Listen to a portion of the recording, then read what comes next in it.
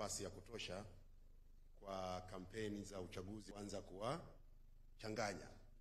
Kwa hivyo tulifanya makusudi ili tutoe nafasi Mheshimiwa Dr. Samia Suluhu Hassan, wabunge, madiwani ambao wataongoza katika kipindi cha miaka mitano.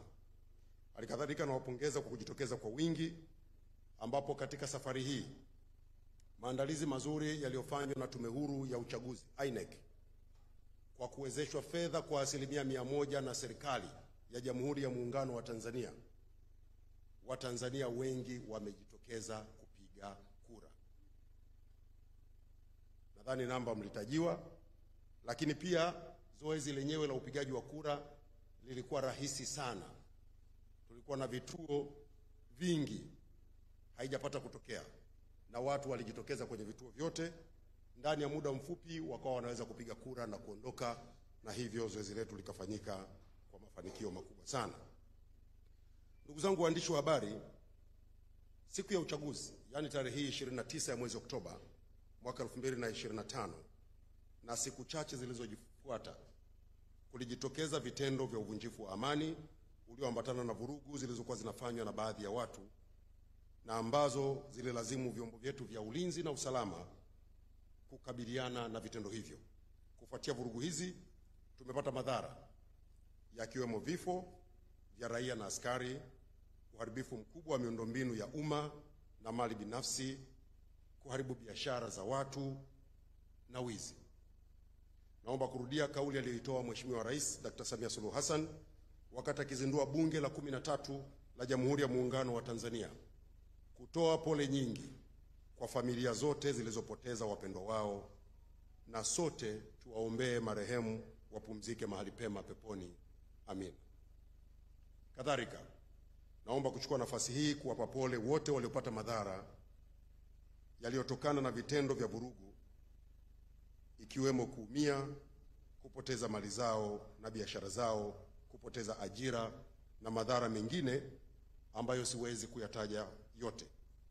Nawaombea Mwenyezi Mungu ayaponye maumivu yao, na inshallah awarejeshe tena walichokuwa wamekipigania, wamekikusanya kwa jasho jingi na wakakipoteza, warejee wakiwa imara katika biashara zao na katika shughuli zao.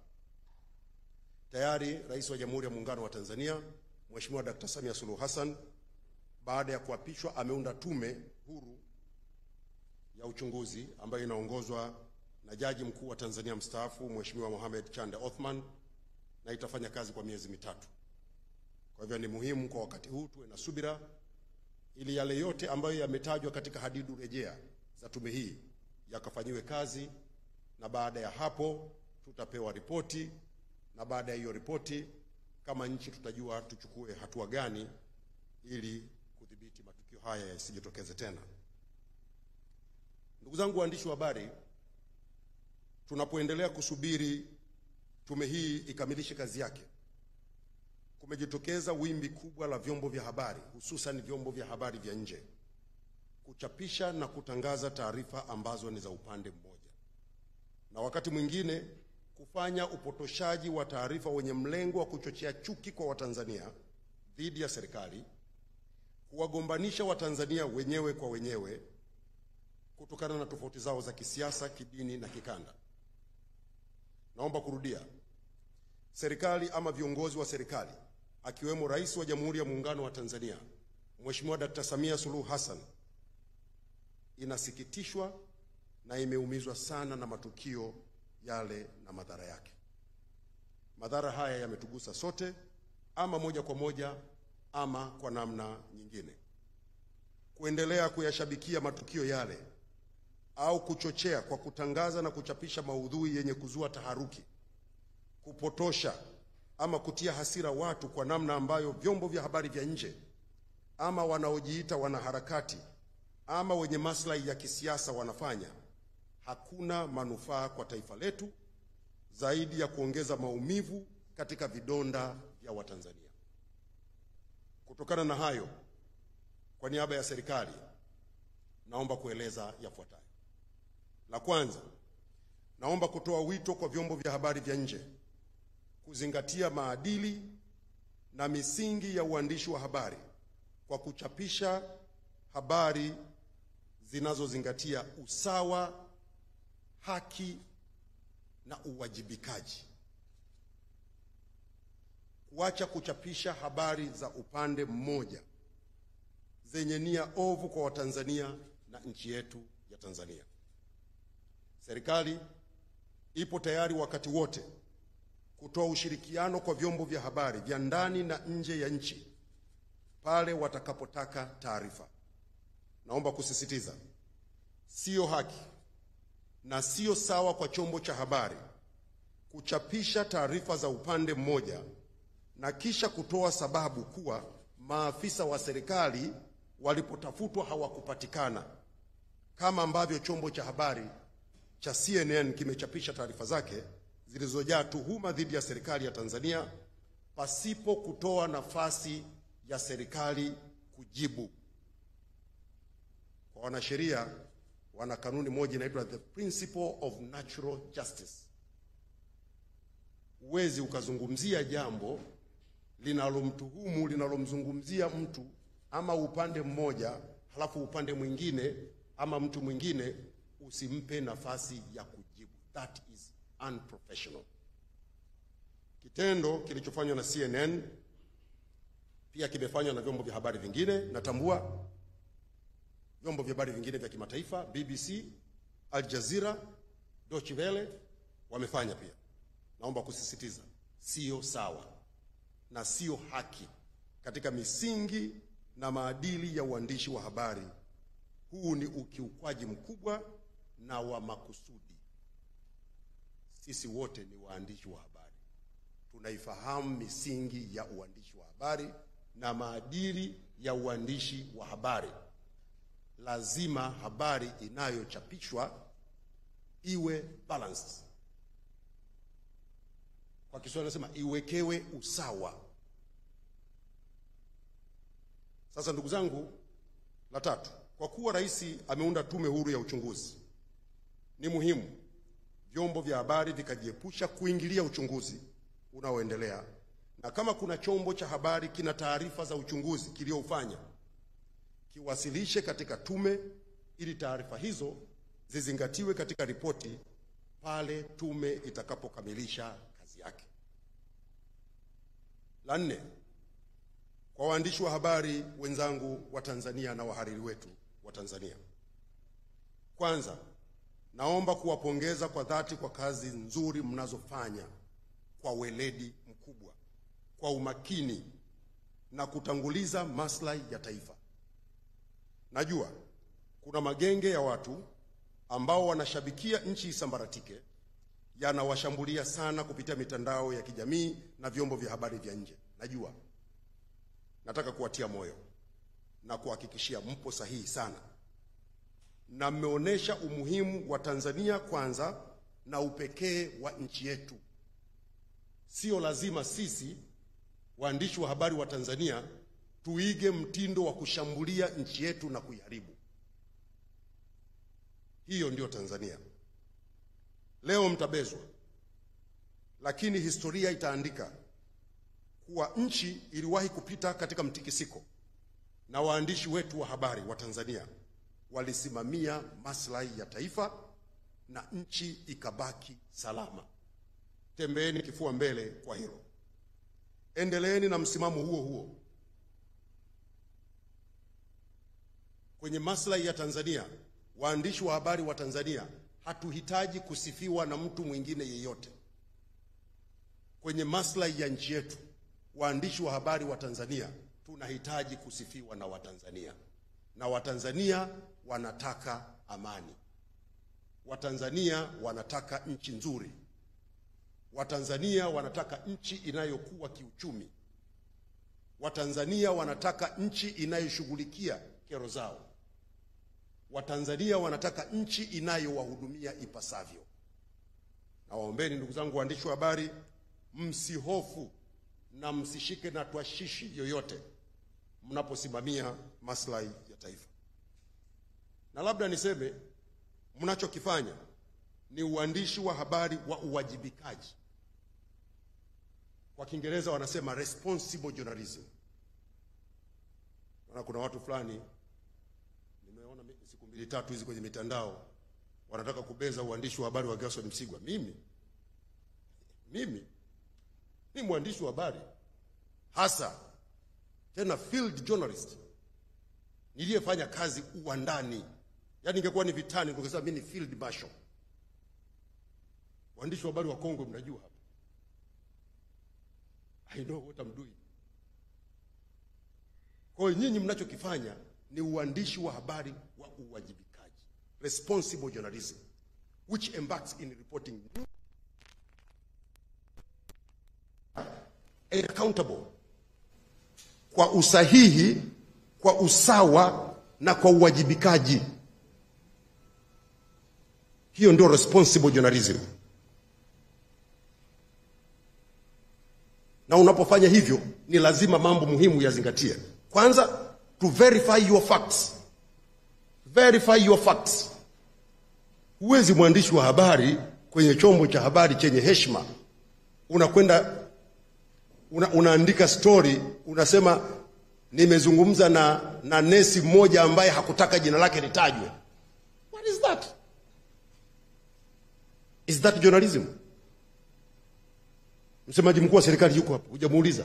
Kwa hiyo umekwenda kutafuta nesi ambaye jina lake hatatakiwi litajwe, na msemaji mkuu wa serikali yupo, viongozi wa serikali wapo, serikali ipo. Avoid bias and conflict of interest and being transparent about your sources and mistakes. Lazima uwe mwazi. Uwezo ukasema kuna hili jambo limetokea, umelipata wapi? Si lazima useme. Si ndio uandishi wa habari? Sasa unakwendaje kutengeneza panic chombo cha habari chenye heshima? Umenukuu watu wasiojulikana kuanzia mwanzo mpaka mwisho. Hawafahamiki, wamehifadhiwa, wamefanyaje? Halafu nataka tukuamini. Hiyo na maoni ya mtu binafsi kuna tofauti gani? Ndugu zangu, nimezungumza kwa utuo ili kuambia mnachokifanya ni sahihi. Na mimi kazi yenu naiona, mnapotukosoa mnatukosoa, mnapoona pamekwenda sawa sawa mnaandika. Na mimi nataka niwaambie waandishi wa habari, msidhani hili jambo linafanywa kwa bahati mbaya, ni kwa makusudi. Leo chukua vyombo vya habari vya Tanzania, tufanye magazeti. Chukua magazeti ya Tanzania, utasikia SGR kukamilika 2030. Bandari ya Dar es Salaam mambo super. Dodoma inajengwa. Wakulima wachekelea mbolea ya ruzuku. Sasa bima ya afya wakati umetimia. Kaangalie vyombo vya habari vya nchi jirani kule. Fulani na fulani vita kali. Nchi hatarini kusambaratika. Vurugu sijui zimefanyeje. Sasa how can you be proud of your country? Kwa kuchapisha maudhui kwenye vyombo vya habari ambayo kila siku yanachafua nchi yako, yanadhalilisha watu, ama kwa kutumia uandishi wa habari kimkakati kuchochea nchi bora, maslahi ya watu, maisha bora, kuandika kuhusu kero za watu ili zishughulikiwe, kuandika habari za kuwajibisha serikali ichukue hatua kwa ajili ya maisha ya watu. Nataka kurudia, you guys are very light. Very light. Na mimi ni katibu mkuu wa Wizara ya Habari, Utamaduni, Sanaa na Michezo na msemaji mkuu wa serikali. Nimepewa jukumu hili na Mheshimiwa Rais, tukiongozwa na waziri wetu Mheshimiwa Profesa Palamagamba Kabudi, tuhakikishe sekta ya habari inakuwa bora na waandishi wa habari wanafanya kazi vizuri na kwa uhuru. Nataka niwahakikishie kwa niaba ya Mheshimiwa Waziri, tutasimamia maslahi ya vyombo vya habari vya Tanzania.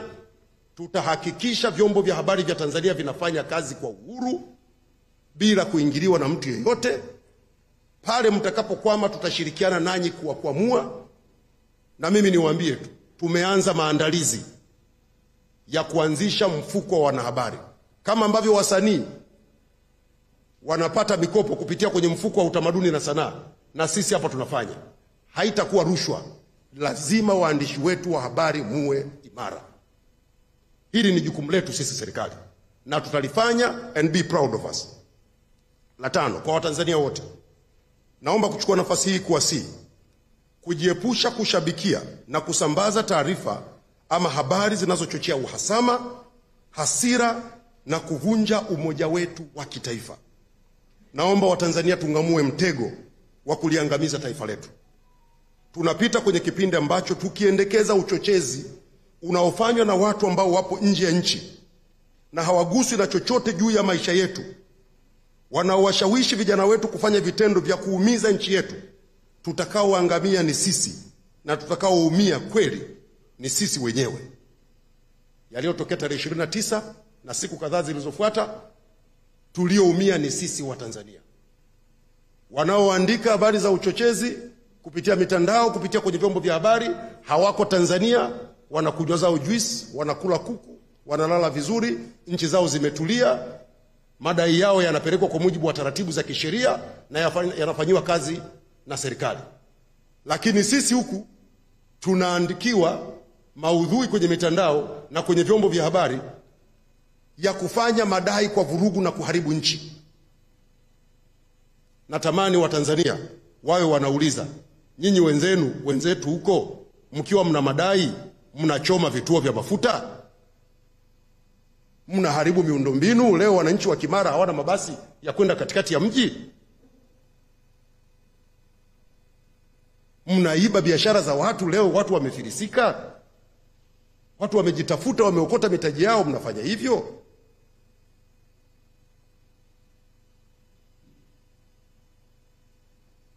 Ni vizuri mjue, ndugu zangu wa Tanzania, tupo kwenye kipindi ambacho kwa Kiingereza kinaitwa information warfare, vita ya taarifa.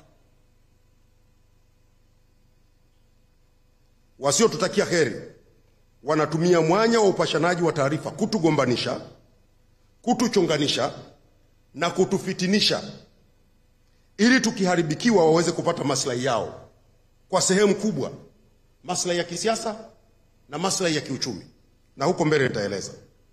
Wanatumia mkakati unaitwa the weaponization of narrative. The weaponization of narrative.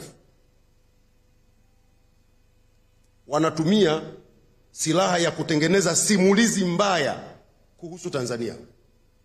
Simulizi mbaya inayoonyesha nchi yetu ni ya hatari. Wanatumia mbinu ya kutengeneza simulizi mbaya ya Tanzania kwamba ni nchi isiyokuwa salama na isiyofaa.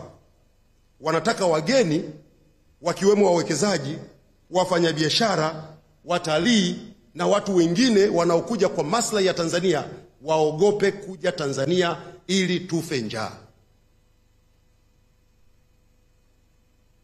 Na naposema haya, situngi maneno. Sisi wote tunatumia mitandao ya kijamii, tunasikiliza vyombo vya habari, vikiwepo vya majirani zetu. Wote mtakuwa mmeona kampeni za mtandaoni. Walianza kuhamasisha haki. Sasa kwa sababu wamefikia hatua tuliofikia leo, wameanza kubadilisha mwelekeo. Sasa wanakwenda kwenye lengo walilokuwa wanalitaka. Wanahamasisha tuende tukaharibu njia zetu za uchumi. Wanawatisha watalii. Wameanzisha kabisa na vikampeni kwenye mtandao, watalii wasije Tanzania. Labda niwaulize waandishi wa habari, hivi watalii wasipokuja Tanzania, wale madereva wa taxi waliopo kwenye miji, kwenye maeneo mbalimbali ambao wanasafirisha watalii, watamsafirisha nani? Watamsafirisha Mwajuma kutoka Buza kwenda Tandale? Wale mamantilia wanauza vyakula watamuuzia nani?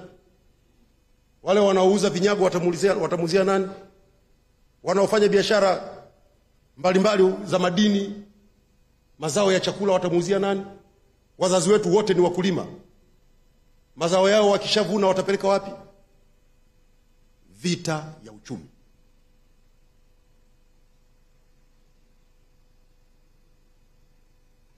Baadhi ya mbinu hasi wanazotumia ni kutengeneza maudhui ya uongo na kusambaza mtandaoni, ili mradi tu watu wapate hasira.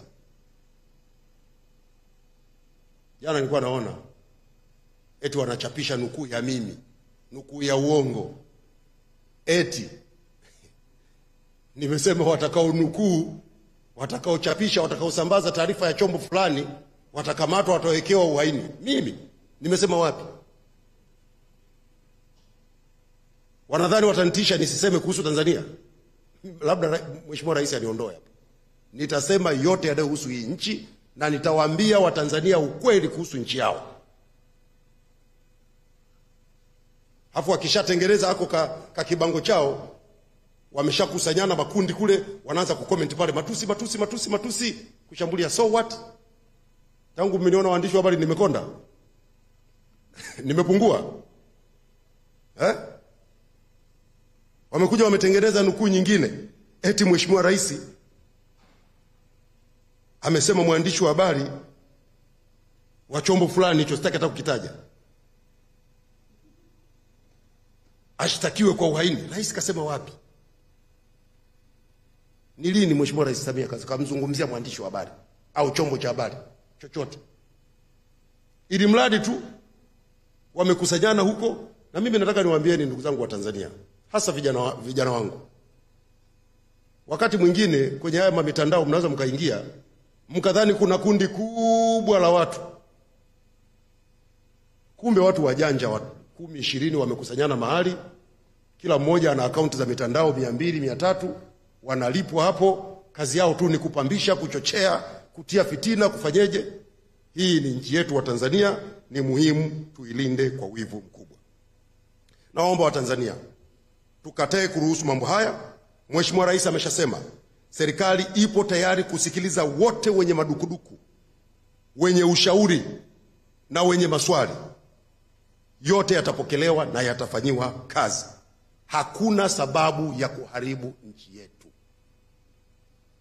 Hakuna sababu. Hata mtoto nyumbani ukipishana lugha na baba, au watoto mkipishana lugha na baba, mnakwenda kutafuta moto, mnachoma nyumba ili mkakae wapi? Mkishachoma nyumba mnakwenda kukaa wapi?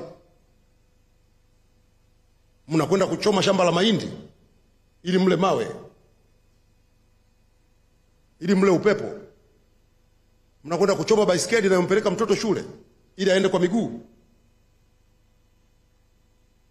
Natamani wa Tanzania mtambue kuwa malengo ya watu hawa kutengeneza chokochoko kupitia vyombo vya habari, kufanya uchochezi mitandaoni, kutia hasira watu, lengo ni kuharibu nchi yetu Tanzania.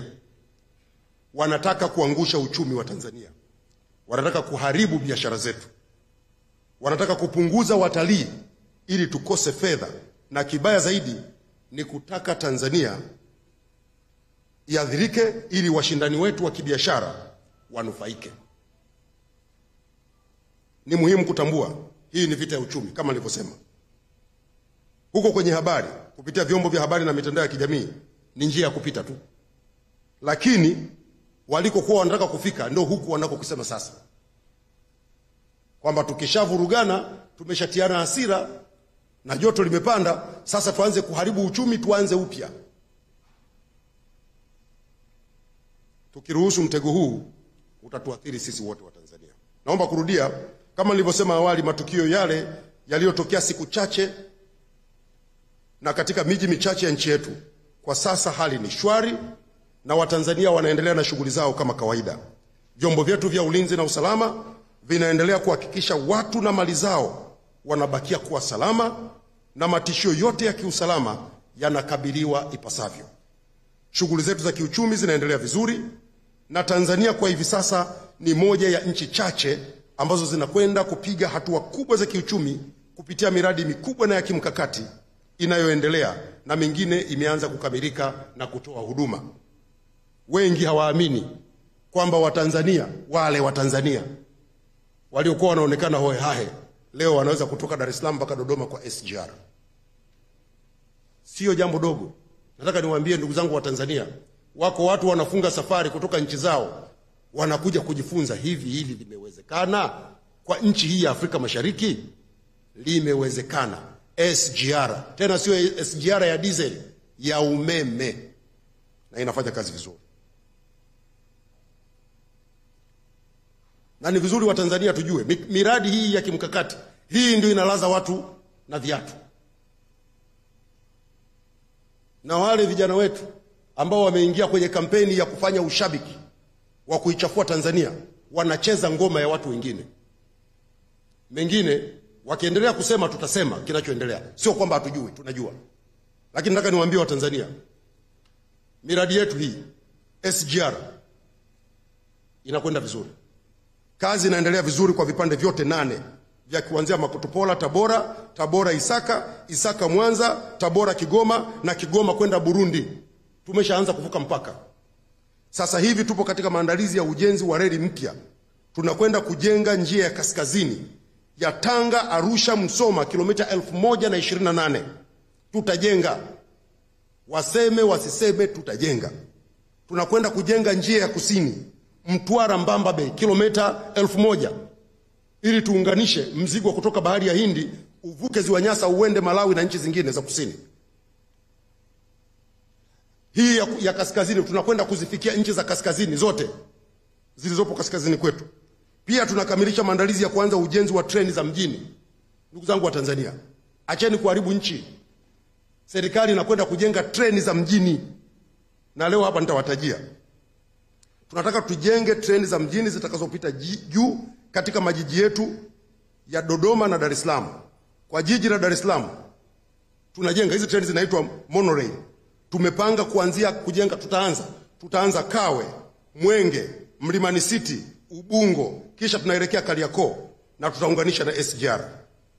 Tutakuwa na tawi jingine la kutoka Bibititi kwenda Moroko kupitia barabara ya Ali Hassan Mwinyi, kisha tutaunganisha Mwenge. Hii itakuwa ni awamu ya kwanza na tutajenga kila baada ya kilomita 2 tutaweka kituo. Lengo letu kwa Dar es Salaam peke yake tujenge mtandao wa kilomita 160. Sio muda mrefu hapa Dar es Salaam foleni itakuwa ni simulizi. Watu watakuwa wanasema, bwana, miaka fulani tulikuwa tunakaa tunabanana kama ndizi." Tunakwenda kumaliza. Tutakuwa na treni kama hizi za mjini katika jiji la Dodoma. Tumepanga kujenga kuanzia stesheni ya SGR kwenda mjini. Kisha tutaunganisha kwenda Mtumba hadi Chamwino kupitia stendi ya mabasi. Awamu ya pili tunaelekea Msalato Airport. Lengo kwa Dodoma tujenge kilomita za mtandao wa kilomita 105 za treni za mjini. Mnafikiri watapenda hayo?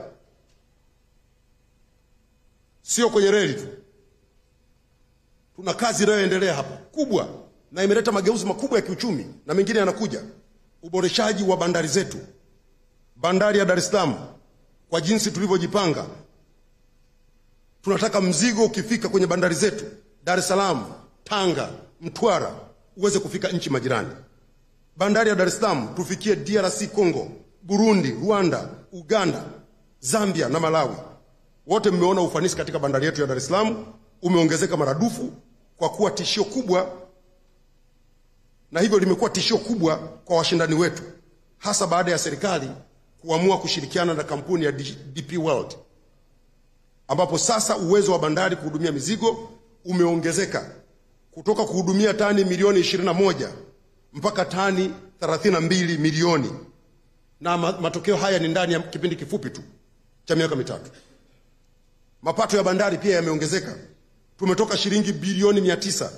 Sasa hivi tunazungumza makusanyo ya zaidi ya shilingi bilioni 1 na milioni zaidi ya shilingi trilioni 1 na bilioni 800 kutoka kwenye bandari.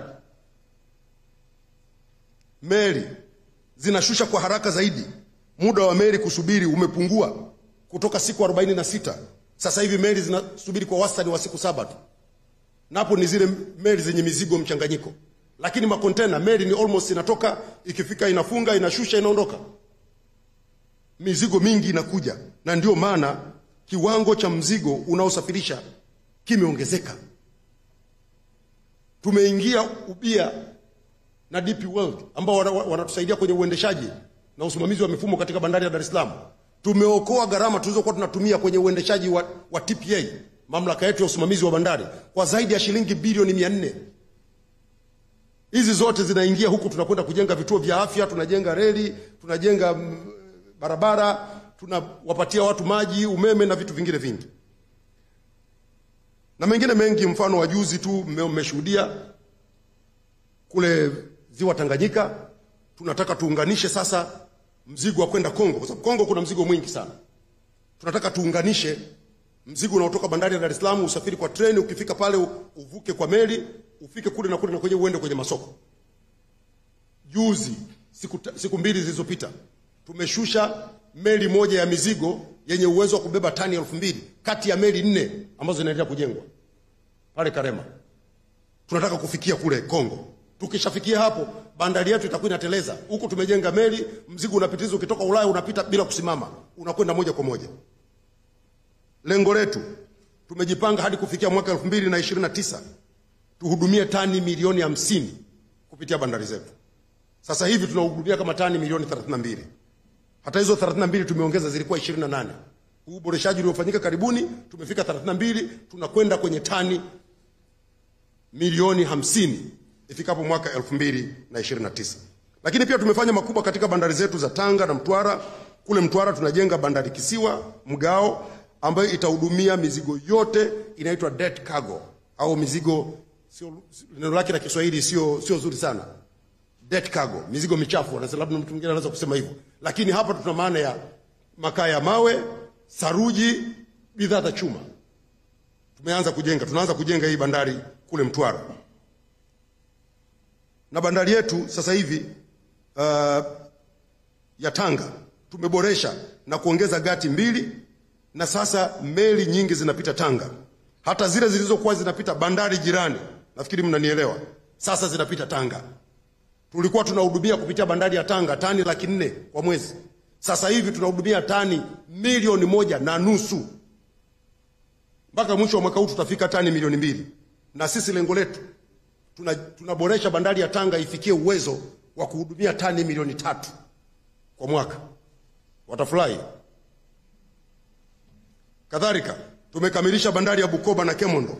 Bandari ya Mwanza North nayo tunaikamilisha, maana yake mzigo wa Uganda kupitia Tanzania sasa hivi tunahudumia kwa 3%, na tukishakamilisha hapo tutakuwa tunahudumia mzigo wa Uganda ambao sasa hivi unahudumiwa na watu wengine, tutahudumia kwa 38%. Unatoka 3% unakwenda 38%. Bandari ya Bagamoyo tunaanza kujenga Disemba mwaka huu 2025. Tumezungumza sana, imefika mahali serikali imesema tunaanza kujenga. Wawekezaji wakija tutajenga nao, hawakuja tunajenga wenyewe. Mitambo ya kujenga bandari ya Bagamoyo ipo njiani, inakuja. Haya sio maneno tena. Iko njiani, inakuja. Tuanze kujenga bandari ya Dar es Salaam. Na lengo letu bado tunataka tujenge gati 28. 28. Hakuna kulemba. 28. Na tutaanza na gati 14. Na niwape tu taarifa ndugu zangu waandishi wa habari. Bandari ya Bagamoyo ni kwa Kikinga wanasema ni game changer. Ndio itakuwa game changer kwa huduma za bandari katika ukanda huu wa Mashariki. Tunajenga bandari ambayo kina chake kitakuwa mita 20. Hii ni bandari ambayo inaweza kupokea na kuhudumia meli kubwa za makontena.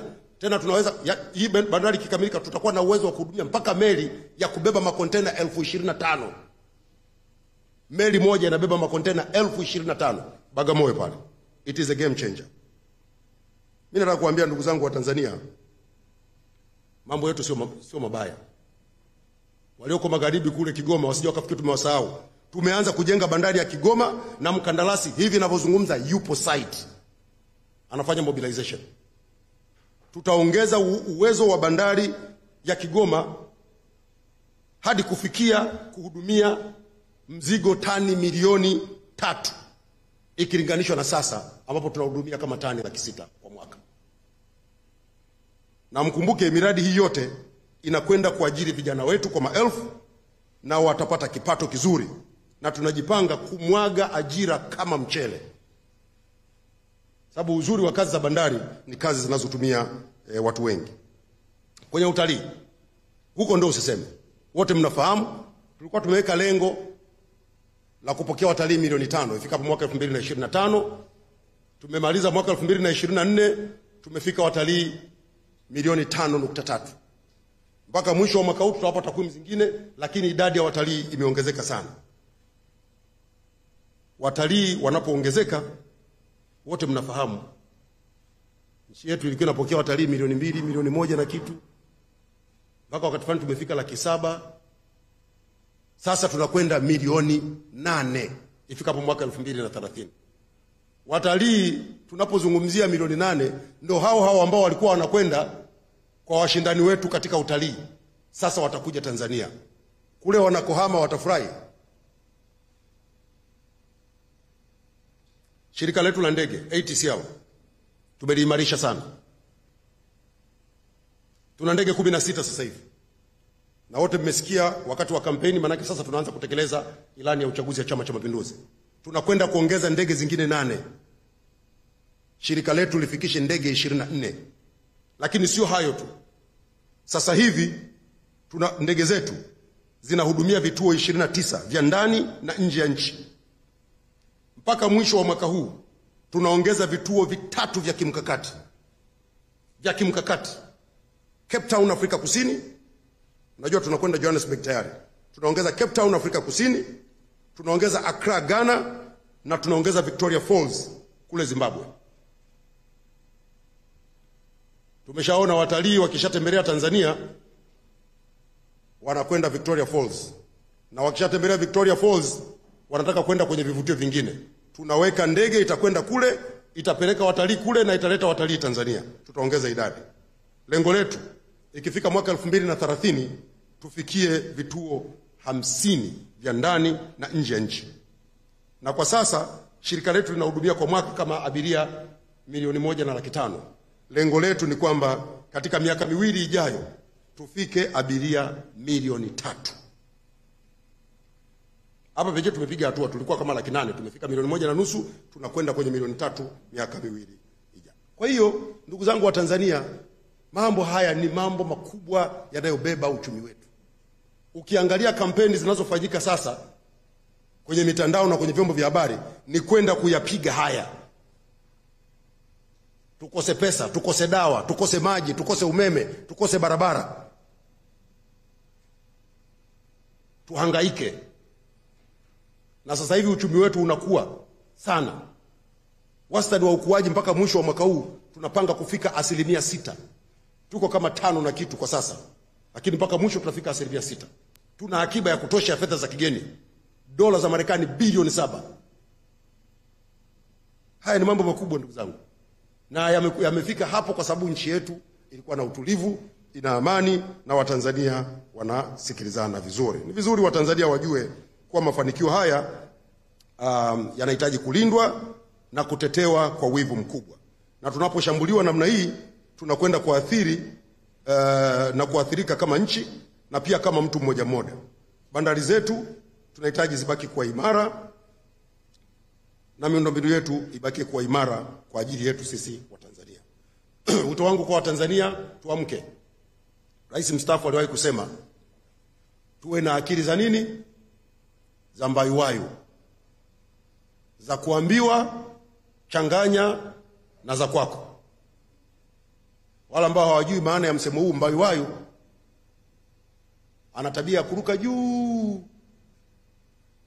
Siku mmoja ndege mwingine akamwambia, bwana sikiliza bwana, twende tushuke chini pale, twende tukagonge lile jiwe lipasuke. Kwa hiyo wakatoka huko juu wanakwenda chini, joka hivi kama mkuki. Alipofika karibu na jiwe akakumbuka za kuambiwa changanya na za kwako. Akapiga kona pale bora. Ndege rafiki Chali yeye huyo mpaka leo yuko zake angani huko. Anaenea. Watanzania tuchanganye na za kwetu. Sasa kwa sababu wanaofanya kampeni hizi wamewalenga watalii pia, nataka kuzungumza kwa watalii. Na hapa nitabadilisha lugha, nitaweka kikinga kidogo. To our prestigious tourists, the following are the few words from the government. 1. Welcome to the United Republic of Tanzania. Our nation remains peaceful, calm, and open to all who wish to explore its beauty from Kilimanjaro to the Serengeti, to Ngorongoro, Dar es Salaam, and Zanzibar, to mention a few. Please ignore any misinformation meant to distract you from the unforgettable experiences awaiting you here.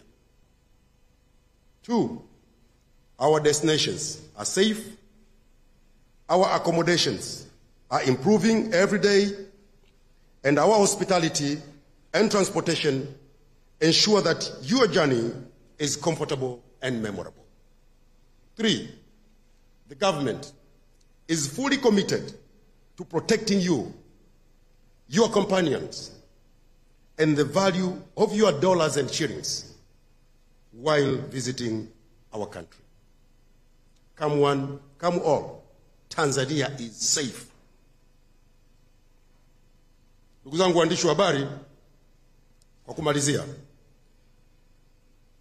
jana jioni nilitoa tangazo baada ya chombo cha habari cha CNN kuchapisha makala ya matukio ya tarehe 29 Oktoba 2025.